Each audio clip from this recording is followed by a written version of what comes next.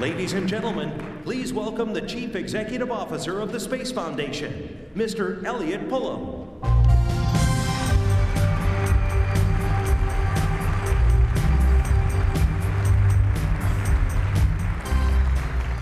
Well, good evening, everybody, and welcome to the opening ceremonies of the 28th National Space Symposium.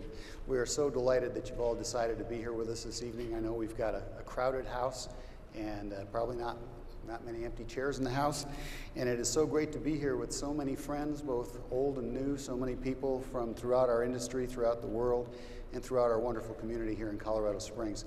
Before we get started, though, a truly wonderful group of people who we just absolutely love working with.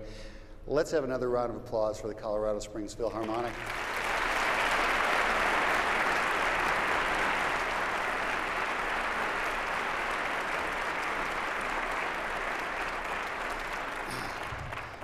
We have another piece with them later in the program that's going to blow your minds. It's just going to be great. Well, thank you for being here. It's been an interesting year since the last National Space Symposium. There we go. The industry has had a very interesting year. Depending on what part of the industry you were in, you really liked the past year or you really didn't like the past year. But overall, the industry has done well on a global basis over these last 12 months. 2 weeks ago, the Space Foundation released our 2012 Space Report, which covers all the data for the industry on a global basis. And as an industry, the space industry was up over the past year by 12.2% to $290 billion in revenue. That is an all-time record and a 12% growth in this environment. Try and wrap your mind around that. Now, not everybody enjoyed that growth. If you looked at the global picture, most of that growth came from the commercial marketplaces. It came from satellite companies, satellite service providers, companies that make chipsets and ground stations. If you think about everybody's iPhone's got a GPS chip in it, some satellite connection there, and somebody that manufactured a piece of space equipment that went into that phone. And so those people, that part of the industry has done very well. Government, again, on a global basis, not too bad. In fact, government on a global basis, slightly up. And we've seen countries like Russia and India and Brazil with increases of up to 20% in their space budgets last year. We did not see that in the United States, as you might all be aware. In the United States, we've had some flat budgets. Flat's a polite word for not doing too well, actually going down and continuing dollars. It's put a lot of stress on NASA, put a lot of stress on our Air Force and our Department of Defense space people. I'm mindful that our friends at Air Force Space Command 2 years ago had 46,000 space warriors in their cadre, and today that's 42,000 space warriors in the cadre, so that's just about a 10% decline in 2 years. So not everybody is feeling the love, but back on a positive note again, if you start looking at some of the other interesting things that are happening, there is a lot more good stuff going on. In the personal spaceflight, entrepreneurial world, we're seeing more successes. We're seeing more competitors entering the marketplace with vehicles that they would like to use to fly to the space station or fly to low Earth orbit. Our friends down at Virgin Galactic, several hundred miles to the south in New Mexico, are getting ready to embark on an aggressive flight test program, moving from drop test flight to powered flight with their Spaceship Two vehicle. And I wouldn't be surprised within a year that system checks out and we start seeing paying customers traveling on that system. We're actually at kind of an interesting point historically where our commercial companies are concerned. As you look at what NASA is doing with crew transportation, what entrepreneurs are doing with alternate personal transportation, tourism operations, we're kind of coming to a point where orbit is going to transition to being the domain of the commercial world. And deeper space and more difficult space will remain the domain of government. And I kind of think of that in a historical context. If you think about the government chartered mission to send Columbus to North America, or wherever it was he was supposedly going. And the government funded that. But lo and behold, years later, who's in there? It's the East India Trading Company, and it's the ships of the Admiralty. And if you think about Lewis and Clark on a government-funded mission to explore and out to the great Northwest, and what's coming along later, it's wagon trains and railroads and gold miners. And we are at that very, very exciting point where that's about to happen in space. And so even though at the moment we're facing some challenging times as a country, we as a country will get past those challenging times, I have no doubt. We have a call, I think, for visionaries in our country. We've always produced those, and I have no doubt we will produce them again. It's an exciting time to be in this business. It's more international than ever before. We have colleagues from around the world with us, all of us working together on projects of mutual benefit for humanity. So it's a great time to be in the business. It's a great time to return to this event. We are delighted that so many of you are here with us. There are some big changes in this event, as there are in our industry. You may have noticed that behemoth white structure on the end of the building as you arrived. That is a new exhibit pavilion that's part of the exhibit construct here that Ball Aerospace is sponsoring our exhibit center, plus also this new structure which is called the Exhibit Center Pavilion. And I encourage you to get back there and see some really neat stuff. There are Soviet artifacts from the Cosmosphere. There are exhibits from our friends from Japan and Germany and the Ukraine. Lots of neat stuff in both exhibit halls, so do get out to see that. Lots of other changes here on site this week. We've got concurrent sessions running on Wednesday. We've never done that before. We have a big event tomorrow at lunchtime, Space Warfighters Luncheon, which will be honoring a number of people in uniform very, very recently back from theater after serving their country as space warfighters, so you don't want to miss that. The Hill Award presentation on Wednesday, couldn't think of a more deserving guy. General Thomas S. Mormon Jr. is going to be winning that award on Wednesday. And so we've got a lot going on, a lot looking forward to. And so I want to thank you for being here to be part of that with us. I want to thank the Philharmonic for being here tonight. I want to thank Lockheed for supporting the opening ceremonies as our co-sponsors. And I would like to shut up and move into the awards presentation so we can get on with the show. Sound good? All right.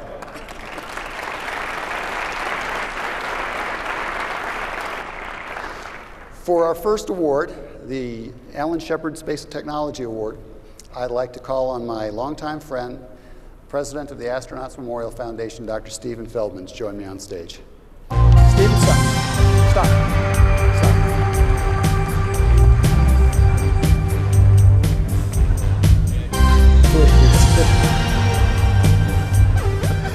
I have to explain the Miley Lay, which of course is a symbol of nobility and virility in the islands. Steve and I have had the honor of presenting this award together for a number of years now, and it's been such a delight to work with such a gentleman and to be in partnership with such a fine organization. This is his last appearance. He is moving on to those better pastures of retirement, which he assures me he has well managed and planned for. So we just wanted to say thanks, Steve, for all you've done and for your partnership over the years, and good luck in your retirement.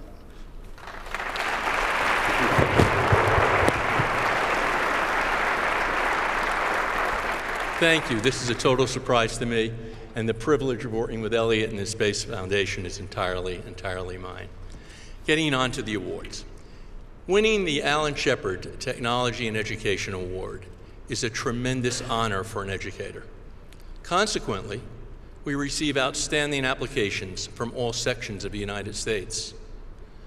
A distinguished panel of educators and members of the space community has chosen Dr. Cynthia Waters from High Point, North Carolina, to be the recipient of the 2012 Alan Shepard Technology and Education Award.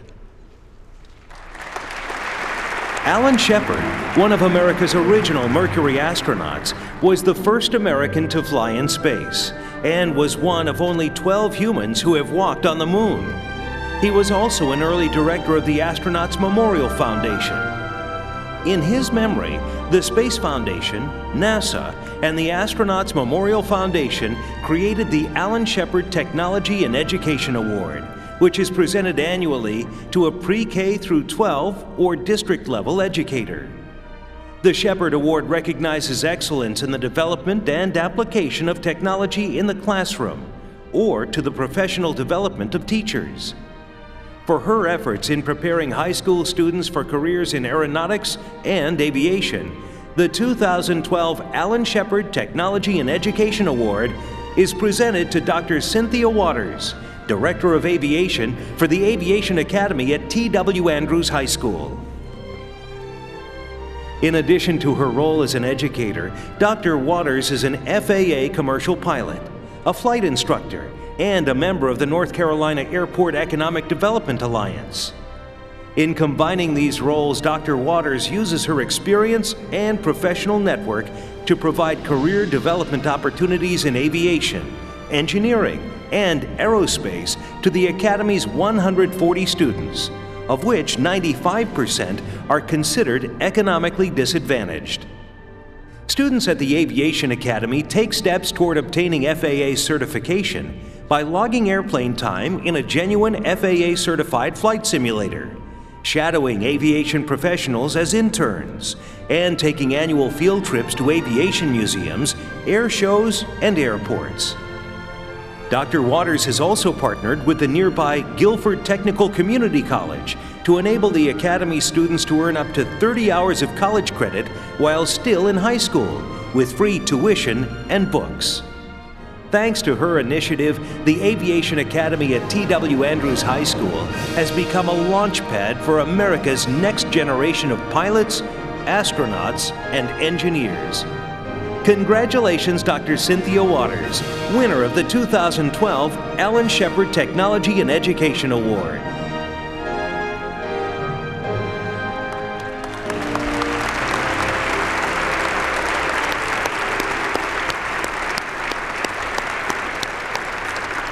Dr. Cynthia Waters, please join us.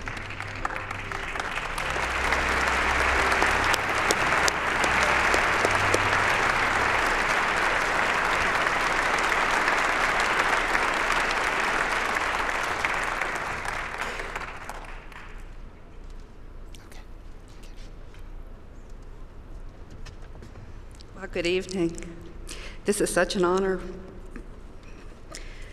The Space Foundation's mission to inspire, enable, and propel mirrors the mission of teachers all over the world. I applaud and sincerely thank NASA, the Astronauts Memorial Foundation, and the Space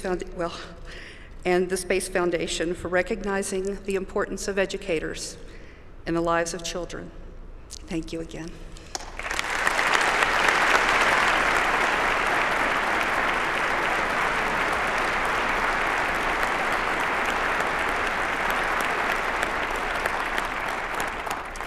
For our next two awards, I'd like to call on the chairman of the board of the Space Foundation, Dr. Marty Fega, to join me on stage.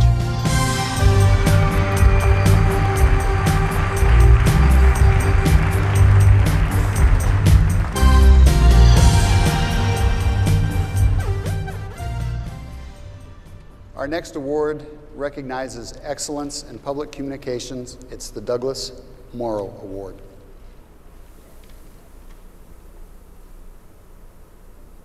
The Douglas S. Morrow Public Outreach Award is presented to an individual, team, or organization that has made significant contributions to public awareness of and support for space programs.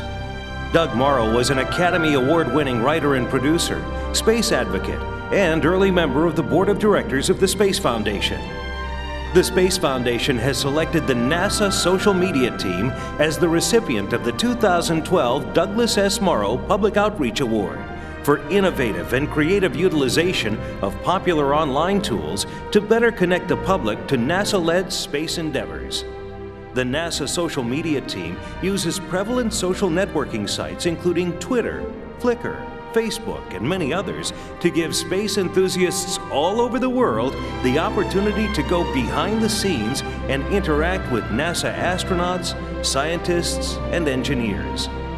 Launched only 3 years ago, NASA's Tweet Up program allows Twitter followers to visit NASA centers all over the nation for special presentations and online chat sessions.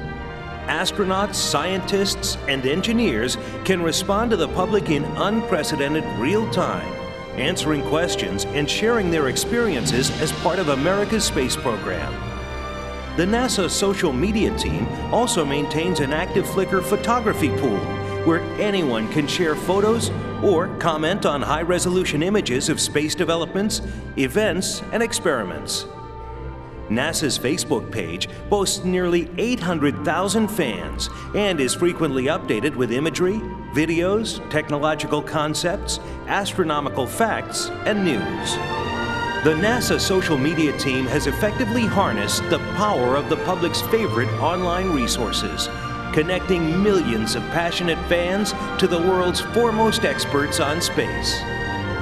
For its accomplishments in raising public awareness of human spaceflight, exploration, and education, we congratulate this year's Douglas S. Morrow Public Outreach Award winner, the NASA Social Media Team.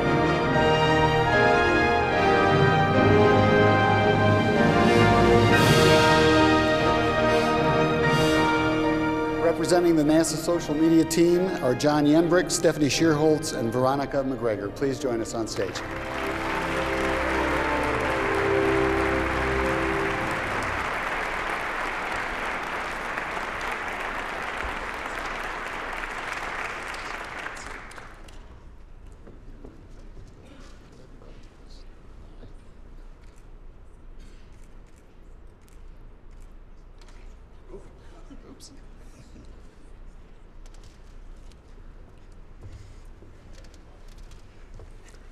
There was a time when the world got their information and their news from a single source.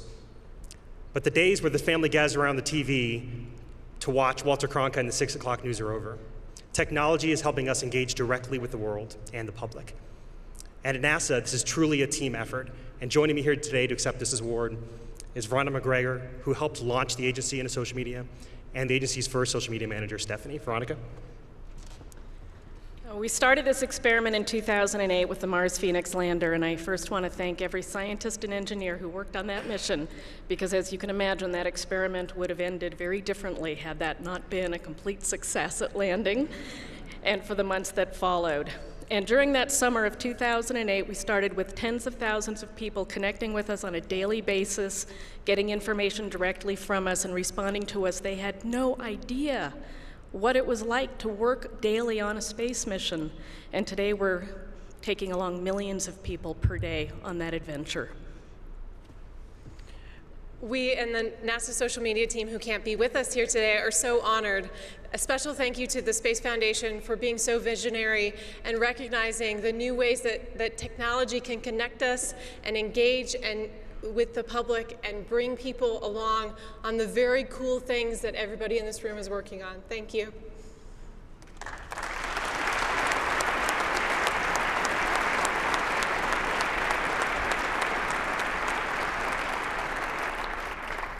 Our next award is for space achievement, and it's an award that has gone to individuals very rarely. It has gone to teams, industry teams, joint government industry teams.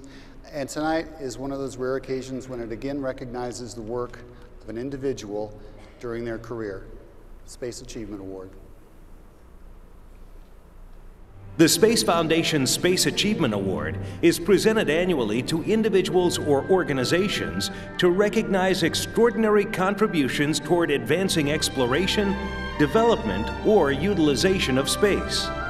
Highlighting the many successes of the Japan Aerospace Exploration Agency in exploring the solar system, the 2012 Space Achievement Award is proudly presented to Dr. Junichiro Kawaguchi. Dr. Kawaguchi, a senior fellow at JAXA, has had an extraordinary career in planetary, lunar, and asteroid exploration since the 1970s.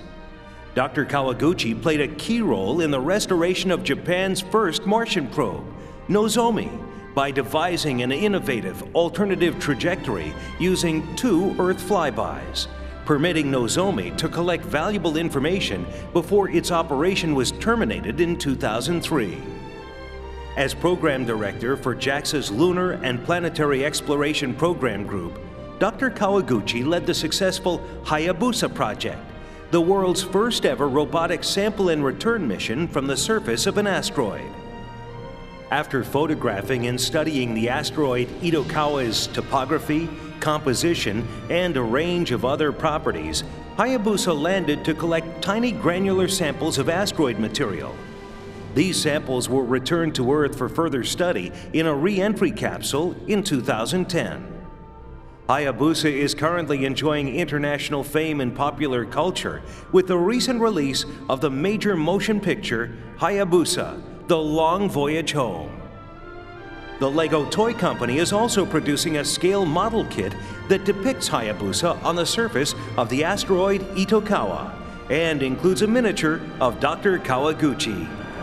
As a former professor at the University of Tokyo, a renowned author of numerous books and articles, a popular public speaker and media spokesperson, Dr. Kawaguchi has worked tirelessly to enrich public understanding of the necessity of space exploration. Congratulations, Dr. Junichiro Kawaguchi, recipient of the 2012 Space Achievement Award.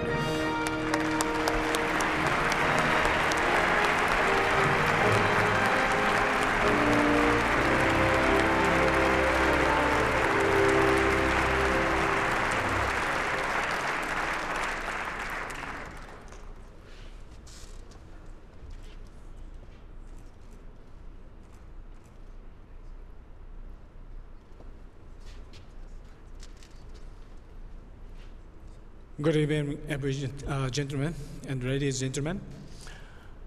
It's a great honor to be here and to receive this precious award. And let me, first of all, express my very sincere appreciation to the NSS, and also that to those who ushered our Japanese space development program so far. And also that let me convey that my great congratulations to those who they had many hardships in many years before to develop our space activity. What I did and what we did is very smallest thing. However, that based on these and I want that the younger generation, not only Japanese but also that the worldwide the younger generation researchers, to extend and expand on our sphere of activity to that the other celestial space destinations such as the solar system the objects, and we want to have a new era of another discovery, and that is the future goal for us. Thank you very much for the NSS and everyone. Thank you very much.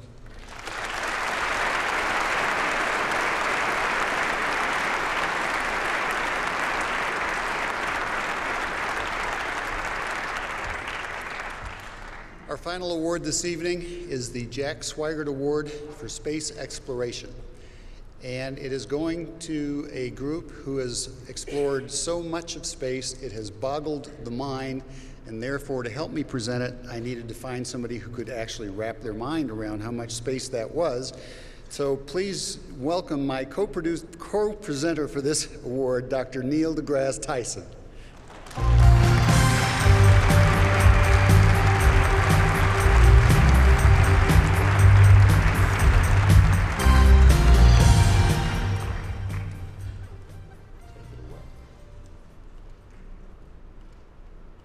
The John L. Jack Swigert Jr. Award for Space Exploration honors the Colorado native by recognizing extraordinary contributions to space exploration. Jack Swigert was a former U.S. Air Force combat pilot and engineer test pilot who overcame tremendous odds on the Apollo 13 lunar mission. Alongside astronauts James A. Lovell Jr. and Fred Hayes, and with the help of NASA's Mission Control, Swigert coordinated a safe return to Earth after a perilous oxygen tank rupture en route to the Moon. The Swigert Award was established by the Space Foundation to pay tribute to his lasting legacy and dedication to space exploration. In celebration of the discovery of 61 confirmed extrasolar planets and more than 2,300 planet candidates, the Space Foundation is proud to name NASA's Kepler mission as the recipient of the 2012 John L. Jack Swigert Jr. Award for Space Exploration. Following its launch into solar orbit in the spring of 2009, the Kepler Space Telescope has continuously photographed a fixed point in celestial space near the Cygnus constellation in search of potentially habitable Earth-sized planets. Its 95-megapixel camera has already sent back more than 1 million images for analysis. Kepler's imagery and data have facilitated detailed study of planetary structure, formation, and grouping, enabling the discovery of an unquestionably rocky planet, a 6-planet system, and 3 planets that orbit around 2 stars. The Kepler mission makes its data available to the public, allowing amateur astronomers a level of involvement and collaboration that has already yielded the additional discovery of 69 potential planet candidates and a Neptune-sized exoplanet. For providing humankind with a new tool to look into the future of planetary exploration, and for continuously collecting invaluable information about the worlds beyond our own, we applaud the NASA Kepler mission, winner of the 2012 John L. Jack Swigert Jr. Award for Space Exploration.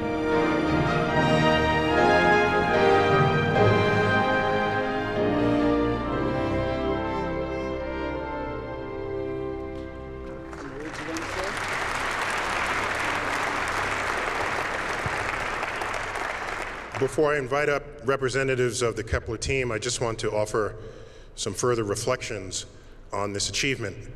Let us remind ourselves who Kepler was. Kepler was the first person to ever write down an equation regarding the physical universe. It was an equation that correlated the average distance of a planet from the sun with its orbital period. And so Kepler gave an understanding to the solar system, allowing you to predict future events using the analytics of mathematics and physics. The mission is aptly named. But not only that, over all of these years, we look up at the night sky and wonder, where did we come from, where are we going? But most importantly, most of us ask, are we alone? And the answer to that question is only really in the abstract until you have a place to point to and say, if we're not alone, there's a place that could represent other life. And so the entire Kepler mission, the design of that mission, wasn't simply to find another planet. We've had planets in the catalog. It was to find Earth-sized planets, orbiting at Earth distances to sun-like stars in our galaxy. And each one of those steps comes closer to finding life as we know it. There is one of the greatest adventures we've ever taken as a species. And we have a team that is charged with finding those planets and reporting on them. It is an honor and a privilege to recognize the achievement of the Kepler team of NASA. Come on up, please. Mr. Roger Hunter.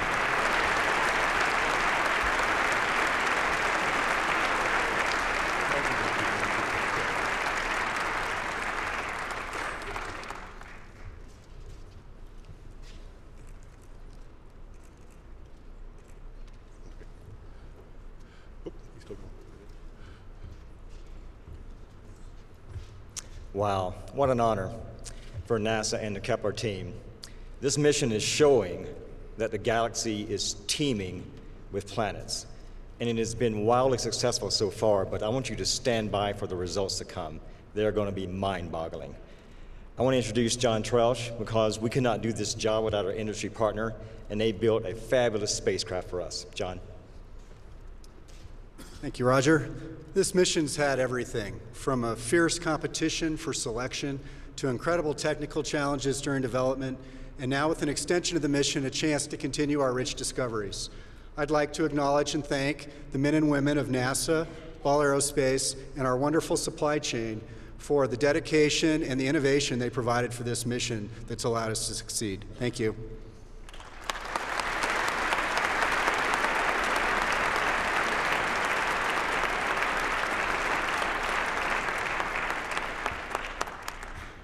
Congratulations again to all of our winners tonight. Truly, truly remarkable representatives of this incredible industry.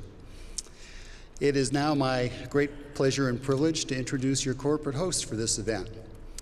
One of the great things that we enjoy at the Space Foundation is the support of great companies who are member companies who allow us to put on events like this, who participate and support, give us encouragement, give us ideas. And they are just the most wonderful companies that you could think of to work with, and tomorrow night we'll honor them.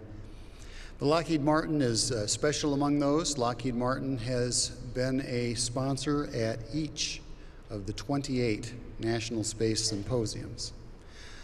More importantly than that, to me personally, is that our corporate host tonight is someone who has certainly made a difference in a lot of lives in this business, including my own.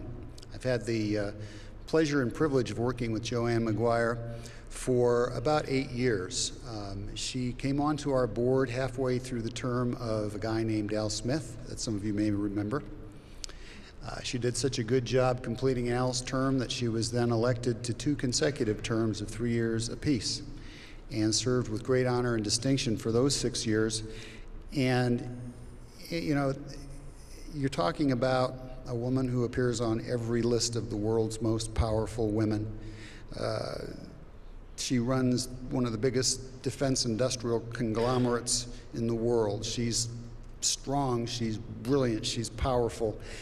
She's also incredibly caring and passionate about the causes that she gives her time to, and has shared so much of her time with us at the Space Foundation. And I can't think of a better example than to just point out that for someone with her schedule and her commitments and the demands on her time, in 8 years, I think she only missed 1 board meeting. She has been a great mentor to me. I have learned a lot and have enjoyed every minute of it. Would you please help me welcome your corporate host, Joanne Mcguire.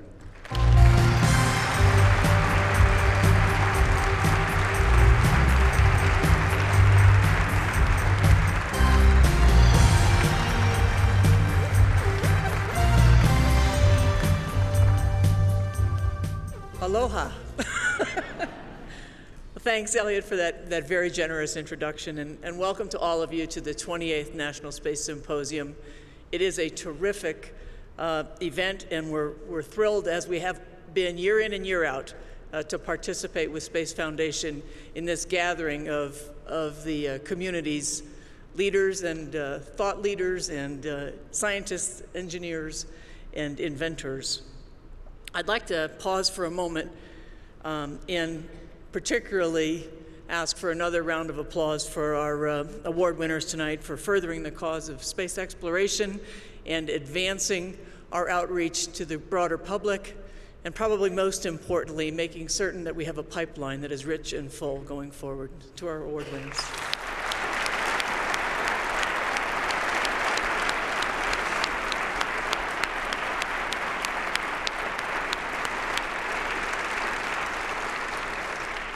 You know, but while we're applauding, we should also stop and applaud ourselves, because it's been another tremendous year of achievement for the space community. And I'd just like to call out and name a few of the achievements of the last year since we were last together here last spring.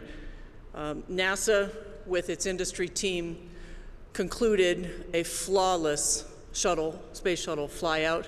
And while it is somewhat sad to contemplate the end of those missions, it is with great excitement that we look forward to the future of exploration. In the robotic exploration arena, Juno began its 5-year journey to unlock mysteries harbored in the planet Jupiter. Grail and its twin spacecraft, Ebb and Flow, are conducting, as we speak, a surveying mission of the lunar surface and its gravity fields, and will undoubtedly unlock secrets about this closest heavenly body to us. The Mars Science Lab Curiosity began its journey to Mars, helping to pave the way for human exploration of the red planet. And in the national space security arena, national security space arena, we have had tremendous success in fielding first-of-a-kind capabilities this past year. Since we last met, the SBIRS GEO-1 vehicle has been fielded, deployed, checked out, and is in its final phases of operational approval. Advanced EHF has brought on a next-generation capability of protected communications for our military. MUOS, the Navy's new narrowband and wideband CDMA satellite, has also been launched and is undergoing checkout as we speak. All of these three systems and more are providing foundational capabilities for our national security apparatus, capabilities that are resilient, capabilities that are responsive, capabilities that would do us all proud. But we're not done. There is still much more to do in the realm of saving lives, inspiring us all, finding our roots, understanding more about this planet we live on and the universe in which we find ourselves. I'm quite taken with a quote that is used in the U.S. Armed Forces frequently. I believe it's found on the foot of the Iwo Jima Memorial, but somebody else there will probably correct me afterwards. It says, "With willing hearts and skillful hands, the difficult we do at once. The impossible takes a bit longer." That is the spirit that I see embodied in the men and women of the space community. That is the drive that has, I think, led to the kinds of achievements that we're talking about this evening. It is legions of capable and dedicated men and women around the world advancing the cause of exploration and liberty. At Lockheed Martin for 100 years, we have counted ourselves among those who dare to challenge the impossible every day. We all must commit passionately to engaging and mentoring the next generation. We need to lay the foundation of vision, inspiration, and ability to ensure the next 100 years surpass what we have done in this past 100 years. Again, welcome to the 28th National Space Symposium. Lockheed Martin is deeply honored and very proud to partner with Space Foundation in these ceremonies. I invite you to watch this brief video that pays tribute to the goals and aspirations I know we all share. Thank you.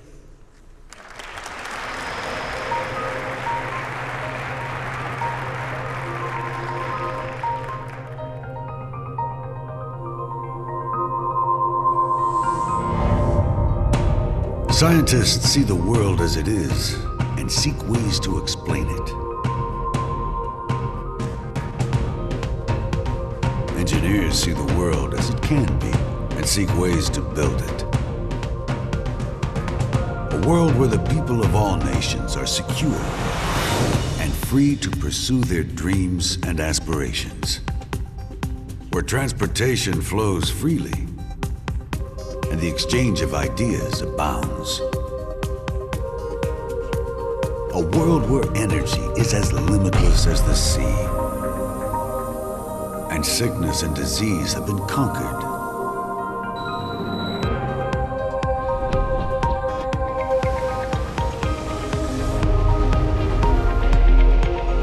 Where the power of technology serves the greater good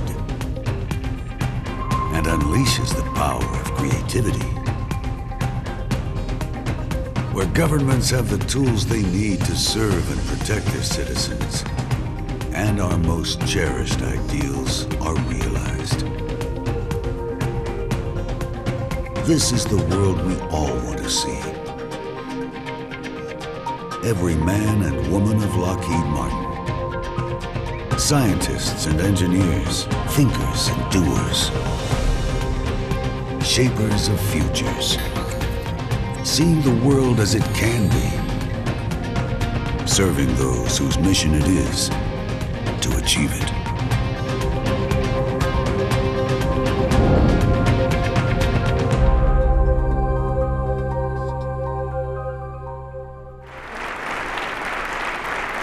Thank you for attending tonight's opening ceremony, co-sponsored by Lockheed Martin. Again, please be sure to visit the Ball Aerospace Exhibit Center and the Ball Aerospace Exhibit Center Pavilion.